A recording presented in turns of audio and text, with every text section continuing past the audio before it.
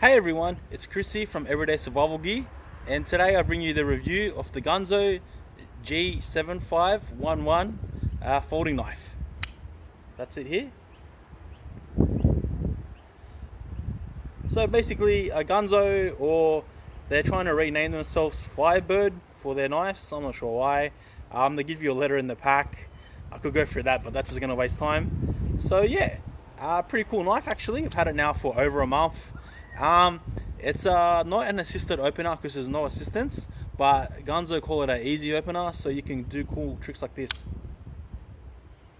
I need to slow that down, but that's pretty cool, right? Let's try it again. Enough dicking around. Let's get the review started. Alright guys, so in front of me I have the Ganzo G7511 Firebird. We'll open it. Basically, it's a folding knife made by Ganzo. G7511 is the model name. It comes in a few different colors and actually a few different styles. It comes in more than one locking style. I got the liner lock model. I know liner locks are tried and tested now for many years, so you're not really going to have too much of an issue with a liner lock. So it's pretty cool. You also get this cool carry pouch. It appears to be microfiber. It's pretty good quality. Nothing wrong there. We'll run through the specs and then we'll see how we go. We'll hit it against some trees and see if we can't break it. Basically, so the Ganzo G7511 Firebird, as I've now said a million times, it's got a fine blade type. You can see here. It's also using a liner lock. Now, the liner lock works really well. It engages good. No issues with that liner lock. You can see it is a pretty fat liner lock system. Should all be stainless steel. Its locking mechanism works really well. So it locks on like so. Pretty easy to open and close. There's no play in it at all. So there's no play. I gotta stop my stuff from blowing around. So yeah, so there's no play in the blade at all. Basically, the blade is made out of 440C stainless steel. The handle is G10, which is a pretty popular combo, the 440C stainless and the G10 handle. Ganzo say it's got a quick opening feature. Basically, it's not an assisted opener, it just got a quick opening feature. You can probably get away with doing the same on most other knives, but this one is pretty cool and it does work really well. I'll show you it a little bit later. So it's got a pocket clip and an anti-slip handle. These G10 handles are really good. A lot of companies now have kind of cut down costs and stopped using G10 handles, which is a shame because they are really good quality and they do offer ample grip and good shock absorption. The clip cannot be reversed in any way. It has to sit facing that way. I'm not sure what that way is. That way would be facing down, I guess. Yeah, it's facing down. It weighs 149 grams. So it's lightweight. It's not too heavy for a folding knife, but then it's not super lightweight like how Ganzo is explaining it to be. It's about medium. It is a pretty large knife. It comes in at 21.3 centimeters, so fairly massive folding knife there. Obviously there are a lot smaller options on the market. I actually like the size. It feels like this size folding knife will come in handy for someone like me. The blade fits my hand really well. Sorry, not the blade, the handle. Just the whole feeling of the knife feels really good. It's made like a typical Ganzo. It's built like a brick, so that's where the extra weight comes in. Sometimes if you buy something like an inland, it'll be a little bit lighter, but the materials might be a little bit cheaper too. So the blade width is 3 centimeters. So as I was saying, 21.3 centimeters overall. The blade width is 3 centimeters. Total folded length is 12 centimeters. So when folded, it's still fairly big, I guess. 12 centimeters is, it's okay. It's not the best, not the worst. Here's another Ganzo knife just to compare it to. And the world famous Ganzo G704. So this G7511 makes the G704 look like a toy knife. Yeah, pretty much does. Total length, as I've already said, blade length on the G7511 is 9.3 centimeters. So the blade is fairly big overall. So if we compare that to the G704, you can see there is a slight difference in blade length and overall total length between these two knives. The G7511, it has jimping all up here. It's also got the thumb stud. The thumb stud feels really good. It's very well placed and well made. Ample height and size, so you can see like so. I kind of don't like this thumb stud on the G704. I thought it was a little bit short and small. See how it sits like so, and where it's placed is it's placed on this part, which I don't really like, whereas with the G7511 it's placed where a finger groove is, so it's a lot easier to access. So you can still access this one fairly easy, but I like the placement is more thought out on the G7511. Thumb stud, it's got a choil at the bottom here, pretty small, but you can make it work if you have to. Basically, the G7511 has a flipper, so it's kind of like an assisted opening in that sense. So it's got the flipper here. It doesn't protrude the most, so it's not like a full proper size flipper. So we can get it open like so, because it's a fairly easy knife to open, but it's not really the best size. If you wanted a flipper to open a knife with, you might want to look for something a little bit bigger. But the thumb stud is cool to open this knife with, because you can open it so quick. That flipper also works as a thumb guard, obviously. You can actually put the clip on this side if you want to, but I don't really see how that's going to make a difference. It does appear to have a lanyard hole here, and that's pretty much it. Obviously, I don't know if they're glow in the dark, but they look like it. But if you kind of drop the knife, that bright green might make it a little bit easier to find. And this blue decals here on the thumb stud and whatnot, it kind of makes it look a little bit more premium. Basically, you can get these for under $15 US with the coupon that I have from GearBest. For that price, you honestly can't go wrong. I love this knife. It's friggin' awesome. It is a little bit on the bigger side, but that's okay. So like a true madman, I'm outside and I've got like 100 knives with me. I just want to show you that this knife is not as such an assisted opener. Maybe because of where the thumb stud is and because of where the flipper is, you can call it an assisted opener. But there's no spring action in it at all. So we can pretty much open it like so. You'll see there's no spring action anywhere in this knife. So there is no spring. The liner locks pretty much in the center. You can see it there. As I showed you before, there's no play in the blade, which we'll go and hit it against some wood now and check out how it goes.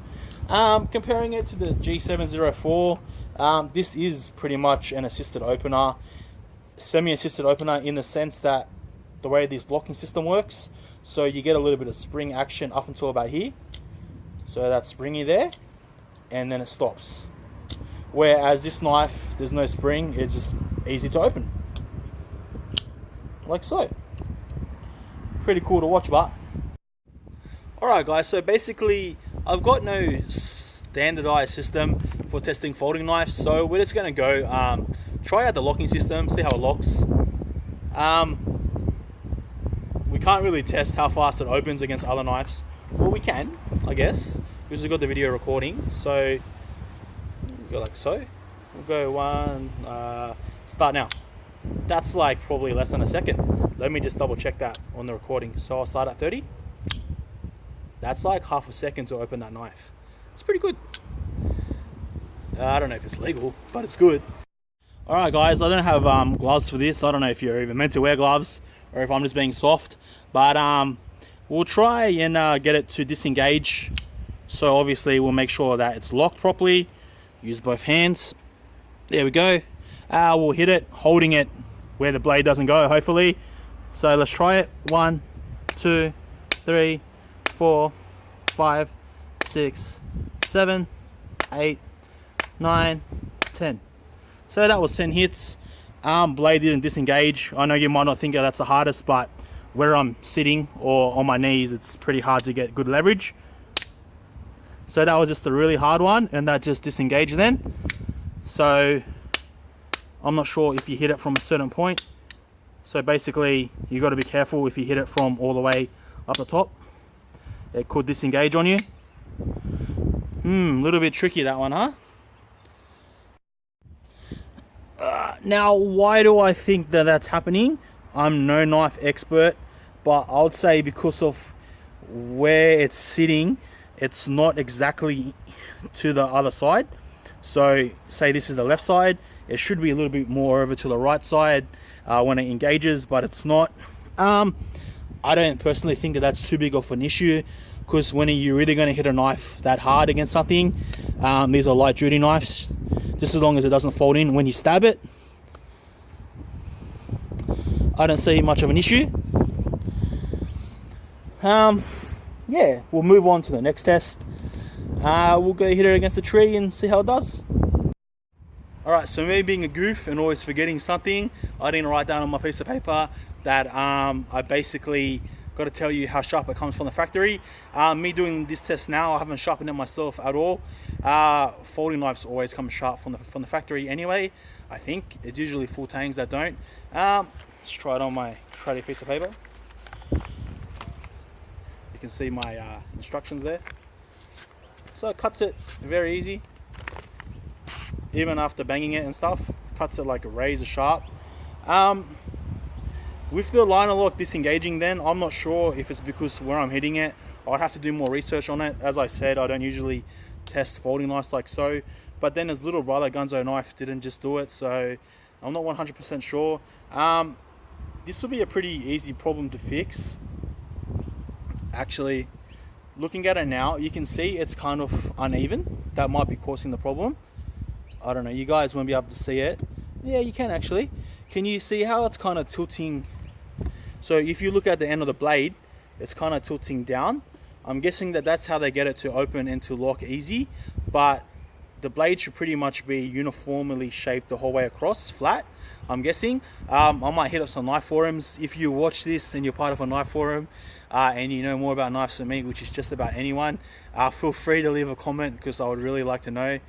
I know I can fix this just by shaving it down, but you shouldn't really have to fix it when you buy it. But so far it's doing not too bad, this knife. Let's move on to cutting down the tree. Alright guys, we'll cut into the tree and we'll see how it goes. Obviously, if you're going to be using it this way to hit, it's not going to be too much of a problem. It's not going to disengage anyway.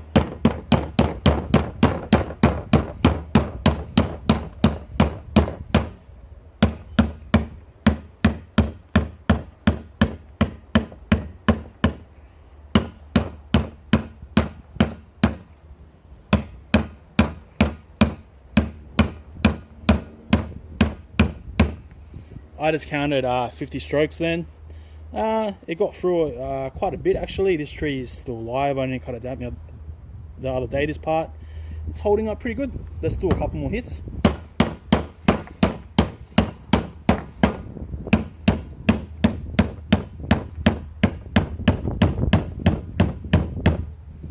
So far so good.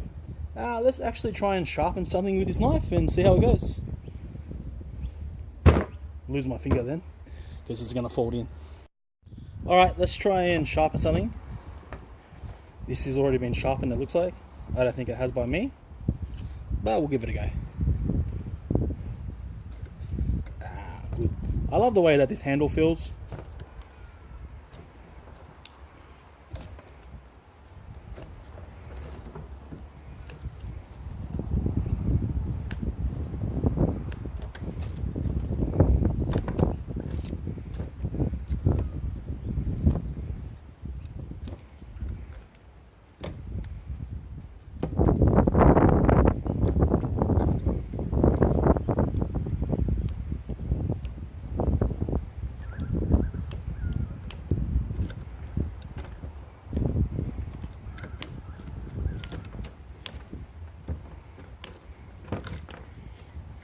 The blade's a bit thick, but it's pretty good. Done a pretty good job. Actually, yeah, it's a pretty good job. We'll finish the review up now. Alright guys, the video is pretty much done. But the liner lock seems to be improving as I smash it. That's how it always works. Basically, I haven't used this knife a whole lot to be hitting stuff, because here in Australia we can't carry them anyway. So like, when am I really going to get a chance to use it? Unless it goes in the fishing kit or something. And the weather hasn't even been that great where I can go fishing anyway. So basically, it appears to be engaging a lot further over now. So we'll end the video here, and I'll leave you with some footage of me banging it against that piece of wood again, and probably losing my finger. Hopefully not, but if I do, I'll probably get a lot of views. As always, guys, I hope you enjoyed the video. Like, share, I never even say share, and subscribe if you enjoyed it. If you didn't, hit the dislike, I guess. Why not? And I hope to see you next time, guys. Bang it, just beat it. It's copyrighted, isn't it? Damn. Alright, the liner lock seems to be engaged pretty far over now. Let's give it a go.